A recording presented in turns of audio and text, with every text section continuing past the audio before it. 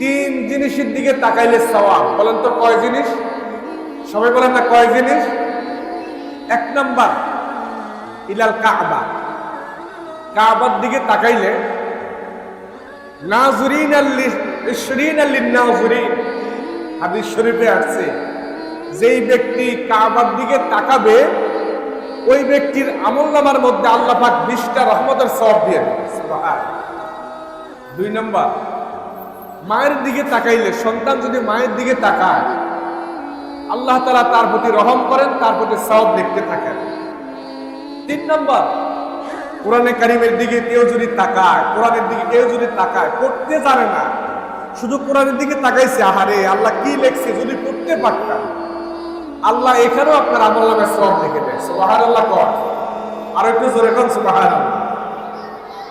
তাহলে কোরআনে কারীমের এবার আপনি শপথ নেন, অর্থ সহকারে এক খতম কারা কারা আগামী রমজান পর্যন্ত এর মধ্যে এক খতম কোরআন শরীফ অর্থ সহ দিবেন, কারা কারা হাত উঠান ইনশাআল্লাহ? দেওয়া যাবে না ইনশাআল্লাহ? তাহলে এখান থেকে আমরা একটা সবক নিলাম কি, এখন থেকে যার সাথে কোরআনের সাথে সম্পর্ক থাকবে ওই ব্যক্তির ভিতরে শয়তান বাসা বাঁধতে পারবে? বলেন না বাসা বাঁধতে পারবে? বাসা বাঁধতে পারবে না।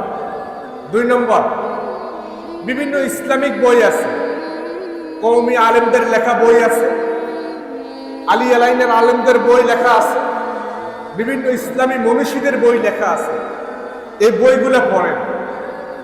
এই বইগুলো যখন পড়তে থাকবেন বিভিন্ন মনীষীদের, তখন আপনার মনে আসবে, আমি একটা ঘটনা বলি, শাহ আব্দুল আজিজ মুহাদ্দিস